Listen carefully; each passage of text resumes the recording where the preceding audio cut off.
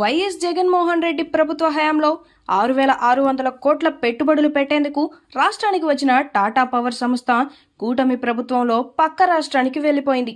సుమారు 1000 మందికి పైగా ఉపాధి కల్పిస్తామని చెప్పిన టాటా ఇప్పుడు అమరావతికి టాటా చెప్పింది.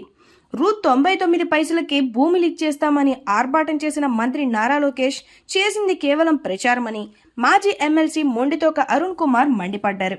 స్పీడ్ ఆఫ్ డూయింగ్ లేదు, ఈజ్ ఆఫ్ డూయింగ్ అసలే లేదు, కేవలం రాష్ట్రంలో ఉన్నది క్యాష్ ఆఫ్ డూయింగ్ మాత్రమే అని కూటమి ప్రభుత్వాన్ని వ్యతిరేకించారు. ఈ మధ్య కాలంలో ఆంధ్రప్రదేశ్ నుంచి టాటా పవర్, టాటా అనేది మనందరికీ తెలుసు ఎంత మంచి కంపెనీయో, అటువంటి కంపెనీ నెల్లూరు జిల్లాలో వైఎస్ఆర్ కాంగ్రెస్ పార్టీ హయాంలో జీవోలు ఇచ్చి వాళ్ళకి కావాల్సినన్ని చేసి ఆహ్వానిస్తే సుమారు 6,675 కోట్ల పెట్టుబడితోటి వాళ్ళు స్థాపిస్తానికి వచ్చి వాళ్ళంతా రెడీ చేసుకుంటే, మరి వాళ్ళు ఏ విధంగా మాకు ఆంధ్రప్రదేశ్ లో మేము పెట్టుబడులు పెట్టాం, ఆంధ్రప్రదేశ్ లో ఫ్యాక్టరీలు పెట్టాం, కంపెనీలు పెట్టాం, మేము ఆంధ్రప్రదేశ్ కన్నా మేము ఒరిస్సా వెళ్ళిపోతాం, మేము ఒరిస్సా వెళ్తున్నాం అని చెప్పి టాటా లాంటి పెద్ద పెద్ద కంపెనీలు ఈ రాష్ట్రాన్ని విడిచి వెళ్తున్నాయి. ఎందుకు ఈ రాష్ట్రాన్ని విడిచి వెళ్తున్నాయి? ఈ రాష్ట్రానికి ఏమైంది? మరి ఈ రాష్ట్ర సకల శాఖ మంత్రులు నారా లోకేష్ గారు అంటారు, మేము ఈజ్ ఆఫ్ డూయింగ్ కాదు స్పీడ్ ఆఫ్ డూయింగ్ చేస్తాం, మేము అనుమతులన్నీ కూడా ఇచ్చేస్తాం, 99 పైసలకే భూమి ఇచ్చేస్తాం, ఉపాధి కల్పిస్తామని చెప్పి పైకి మాత్రం ఆర్భాటాలు ప్రకటనలు ప్రకటిస్తున్నారు తప్ప వాస్తవంగా ఏం జరుగుతున్నాయంటే స్పీడ్ ఆఫ్ డూయింగ్ లేదు, ఈజ్ ఆఫ్ డూయింగ్ అంతకన్నా లేదు. ఏముందా ఈ రాష్ట్రంలో అంటే క్యాష్ ఆఫ్ డూయింగ్ మాత్రమే ఉంది. డబ్బు కొట్టు, కంపెనీ పెట్టు. నువ్వు డబ్బులు ఇవ్వకపోతే ఎంత పెద్ద కంపెనీ అయినా సరే బయటికి పంపించే బాధ్యత ఈ సకల శాఖ మార్చులు, అదేవిధంగా ఇండస్ట్రియల్ శాఖ మార్చులు తీసుకుంటారు. 6 పెద్ద కంపెనీలు ఈ రాష్ట్రాన్ని నుంచి విడిచి వెళ్ళిపోయినాయి. అయినప్పటికీ కూడా వీళ్ళు ఏం చెప్తారంటే, సకల శాఖ మార్చులు గాని ఈ రాష్ట్ర ముఖ్యమంత్రి గాని ఏం చెప్తూ ఉంటారంటే, ఈ 2 సంవత్సరాల కాలంలో ఈ రాష్ట్రంలో 23 లక్షల పెట్టుబడులు వచ్చేసినాయి. అసలు ఈ రాష్ట్రానికి ఎన్ని పెట్టుబడులు వచ్చినాయి, ఎన్ని కంపెనీలు వచ్చినాయి, ఎంత పెట్టుబడి వచ్చింది అనేది మా వైఎస్ఆర్ కాంగ్రెస్ పార్టీ ఎంపీ గారైనటువంటి పెద్దలు మిథున్ రెడ్డి గారు ఈ మధ్య లోక్సభలో ఒక క్వశ్చన్ అడిగారు. ఒక రిపోర్ట్ ఇవ్వండి, department for promotion of industry and internal trade వారి ప్రకారం మన రాష్ట్రంలో గ్రౌండ్ అయిన పరిశ్రమలు ఎన్నయ్యా 2 సంవత్సరాలు అంటే, ప్రతిపాదనలు వచ్చినాయి 10, పూర్తయినవి 2. 10 ప్రాజెక్టులు గ్రౌండ్ అయితే 2 ప్రాజెక్టులు పూర్తయినాయి ఈ రాష్ట్రంలో ఈ 2 సంవత్సరాల్లో.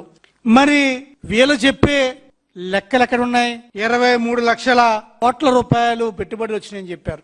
కానీ అసలు ఎంత వచ్చిందయ్యా అంటే కేవలం 6,500 కోట్ల రూపాయల పెట్టుబడులు మాత్రమే ఈ రాష్ట్రానికి వచ్చినాయి.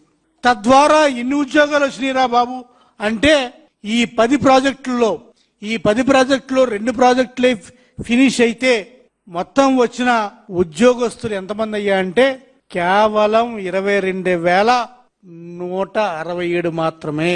కానీ మరి వీళ్ళు చెప్పే ఆర్భాటం ఎంత? 20 లక్షల ఉద్యోగాలు వచ్చేసినాయి, 23 లక్షల కోట్ల పెట్టుబడులు వచ్చేసినాయి. దేశానికి రూపాయి వస్తే మరి ఆ రూపాయలో పావుల ఆంధ్రప్రదేశ్కి వచ్చేస్తున్నాయని చెప్తూ మాట్లాడుతున్నారు. సరే, ప్రశ్నావళిలో క్వశ్చన్ అవర్ లో మా ఎంపీ అడిగిన క్వశ్చన్ కు లిఖితపూర్వకంగా ఇండస్ట్రీస్ అండ్ కామర్స్ మినిస్టర్ ఇచ్చిన ఆన్సర్ అది. మరి దీనికి ఏమంటారు చంద్రబాబు నాయుడు గారు? మీ లెక్కలు తప్ప, లేకపోతే మీ కూటమి ప్రభుత్వం బీజేపీ ప్రభుత్వం ఇచ్చిన లెక్కలు తప్ప, కేంద్ర ప్రభుత్వం ఇచ్చిన లెక్కలు తప్ప?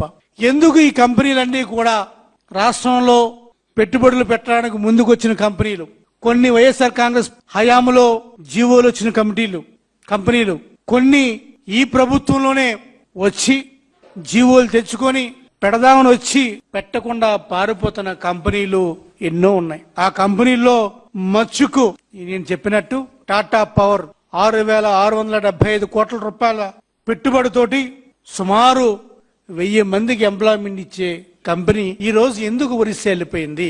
ఎవరు ఒరిస్సాని ఒరిస్సాకి పంపించారు? ఈ రాష్ట్రంలో బిజినెస్ పెట్టు తప్ప, ఈ రాష్ట్రంలో కంపెనీ పెట్టు తప్ప, లేకపోతే లేదన్నట్టు అని చెప్పి ఈరోజు కోకో కోలా కంపెనీ వాళ్ళు వాళ్ళ కంపెనీని పెట్టుకోకుండా వెళ్ళిపోతూ ఇచ్చిన GO. Azad India mobility private limited company EV electrical vehicles company తయారు చేసే కంపెనీ, 3 వీలర్స్ గానీ, ట్రక్స్ గానీ, బస్సులు గానీ తయారు చేసే కంపెనీ. ఆ కంపెనీ కూడా 1046 కోట్ల పెట్టుబడితో వచ్చి సుమారు 2500 మందికి ఉపాధి కలిగిస్తారని చెప్పి ముందుకొచ్చిన కంపెనీ ఈ రోజు మేము సత్యసాయి జిల్లాలో పెడదాం అనుకున్న కంపెనీ ఈ రాష్ట్ర ప్రభుత్వం వల్ల మేము పెట్టలేము. మేము ఈ కంపెనీ ఆంధ్రప్రదేశ్ లో పెట్టం, మేము వేరే రాష్ట్రాలకి తరలి వెళ్ళిపోతున్నాం అని చెప్పి వెళ్ళిపోతున్నాం. 3వ కంపెనీ దాని తాలూకా జియో పేపర్స్. ఇంకా 4వ కంపెనీ డిఫెన్స్ సెక్టార్ లో జిన్ఫ్రా కంపెనీ అనే కంపెనీ సుమారు 1150 కోట్ల పెట్టుబడితో వచ్చే కంపెనీ వచ్చి ల్యాండ్ అలాట్మెంట్ చేపించుకొని అనంతపురం జిల్లా తిమ్మాపురంలో ల్యాండ్ అలాట్ అయిన తర్వాత కూడా ల్యాండ్ కోసం వాళ్ళు ఒక 2.5 crores ఈడిఎం తీసి కూడా ప్రభుత్వానికి సమర్పించి మేము కంపెనీ పెట్టుకుంటామని చెప్పి ముందుకు వచ్చిన తర్వాత మళ్ళీ ఏమైందో ఏంటో ఇదే కంపెనీ మళ్ళీ ప్రభుత్వానికి రాసుకొని నేను ఈ రాష్ట్రంలో కంపెనీ పెట్టను, నేను పక్క రాష్ట్రాన తమిళనాడుకి వెళ్ళిపోతాను, అక్కడ కంపెనీ పెట్టుకుంటాను తప్ప ఆంధ్రప్రదేశ్ లో పెట్టుకోనని చెప్పిన జీవో కాపీలు. ఇక 5వ company Jupiter renewable private limited company. ఇది కూడా సుమారు 2700 కోట్ల రూపాయల పెట్టుబడితో వచ్చి 3000 మందికి ఉపాధి కల్పిస్తా అని చెప్పిన కంపెనీ. అనకాపల్లిలో రాంబెల్లి మండలంలో పెట్టవలసిన కంపెనీ. ల్యాండ్ అలాట్మెంట్ అన్ని అయిన తర్వాత అసలు స్వరూపం, నాయకుల స్వరూపం, ఈ రాష్ట్ర ప్రభుత్వ స్వరూపం తెలుసుకున్న తర్వాత నేను ఈ రాష్ట్రంలో నేను కంపెనీ పెట్టనని చెప్పి జీవో నెంబరు 38 ద్వారా వినిపించుకొని ఒక జీవోని ఇష్యూ చేయించుకొని మేము అసలు ఈ రాష్ట్రంలో ఉండడం పారిపోతున్నాం అని చెప్పి వెళ్ళిపోతున్నాం అని చెప్పి అమెరికన్ బేస్డ్ కంపెనీ ఇండి సెమీ కండక్టర్స్ కంపెనీ కావచ్చు, అదాని మొబిలిటీస్ కావచ్చు, ఐలాట్ హెల్త్ సొల్యూషన్స్ కావచ్చు, ఇలా ఎన్నో కంపెనీలు ఈ రోజు ఈ రాష్ట్రాన్ని వదిలిపి వెళ్ళిపోతున్నాయంటే దానికి కారకులు ఎవరు? ఎందుకు కంపెనీలు వెళ్ళిపోతున్నాయంటే ఒక్కరు కూడా మాట్లాడరు. మాట్లాడకపోగా వాళ్ళు చెప్తారు కంపెనీలు అంట వాళ్ళని చూసి 23 లక్షల కోట్ల అన్ని వస్తున్నాయి. అసలు మీరు ఈ 2 సంవత్సరాల్లో ఎన్ని ఎంఓయూలు చేసుకున్నారు, ఆ ఎంఓయూలు ఎన్ని, ఆ ఎంఓయూలు విలువ ఎంత, ఆ యాక్చువల్ ఇన్వెస్ట్మెంట్ ఎంత, అందులో గ్రౌండ్ అయిన ఎంఓయూలు ఎన్ని, గ్రౌండ్ అయ్యి ఆపరేషనలైజ్ అయిన ఎంఓయూలు ఎన్ని పరిశ్రమలు వచ్చినాయి, మీ వల్ల ఈ 2 సంవత్సరాల్లో రద్దు అయిపోయిన పరిశ్రమలు ఎన్ని, క్యాన్సిల్ అయిపోయిన పరిశ్రమలు ఎన్ని, ఈ రాష్ట్రం నుంచి చెల్లిపోయిన పరిశ్రమలు ఎన్ని, అసలు ఈ పరిశ్రమల ద్వారా వచ్చిన ఉద్యోగాలు ఎన్ని అనేది ఈ సకల శాఖ మార్చులు అదేవిధంగా ఇండస్ట్రీ శాఖ మార్చులు ఒక వైట్ పేపర్ రిలీజ్ చేయండి అని చెప్పి వైఎస్ఆర్ కాంగ్రెస్ పార్టీ డిమాండ్ చేస్తుంది. అసలు ఎంత అబద్ధం చెప్తున్నారంటే ఈ పరిశ్రమల గురించి రోజుకు ఒక అగ్రిమెంట్, స్టేట్ జిఎస్టీ తగ్గిపోతుంది, మీరేమో 20 లక్షల ఎంప్లాయ్మెంట్ అని చెప్తున్నారు.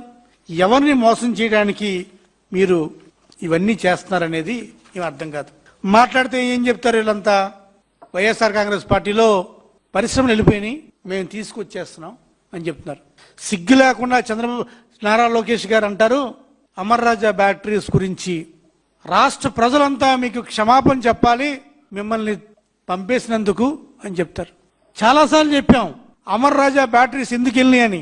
అమర్ రాజా బ్యాటరీస్ ఎందుకు వెళ్ళినాయి అంటే ఆంధ్రప్రదేశ్ పొల్యూషన్ కంట్రోల్ బోర్డు మరియు కేంద్ర సంస్థ అయిన environment protection institute of technology వాళ్ళు ఈపీటీఆర్ఐ హైదరాబాద్ వాళ్ళు సంయుక్తంగా రిపోర్ట్ ఇచ్చి అమర్ రాజా బ్యాటరీస్ ఫ్యాక్టరీస్ కంపెనీలో ఏదైతే కంపెనీలో వాడే లిథియం ఆ లెడ్ శాతం ఎక్కువగా ఉంది, గాలిలోను భూమిలోను ఈ కంపెనీ వల్ల ఆ లెడ్ శాతం ఎక్కువ ఉంది అని చెప్పడమే కాకుండా అమర్ రాజా ఫ్యాక్టరీస్ లో పనిచేసే ఉద్యోగస్తులకి బ్లడ్ టెస్ట్ చేపిస్తే ఈ కంపెనీ మూసివేయాలో లేకపోతే ఈ కంపెనీ పొల్యూషన్ బోర్డు అనుమతులు తప్పకుండా పొందాలని రూల్ పెడితే ఆ రూల్ని హైకోర్టు వారు కూడా గౌరవించి హైకోర్టు ఆర్డర్ చేస్తే అటువంటి పరిస్థితుల్లో అమర్ రాజా బ్యాటరీస్ తెలంగాణకి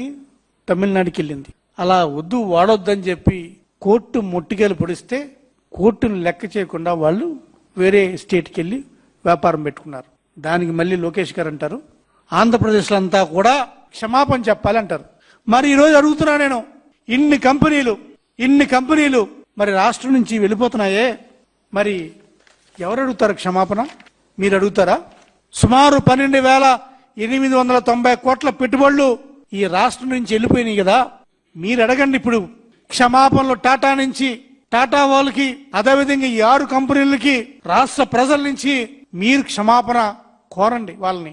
అయ్యా, మా దగ్గర వెచ్చలవిడి అవినీతి ఉంది, వెచ్చలవిడిగా డబ్బు పోగు చేసుకుంటున్నాం, మా వల్ల మీరు వెళ్ళిపోయారు, మమ్మల్ని క్షమించండి అని చెప్పి నారా లోకేష్ గారు క్షమాపణ అడగాలి.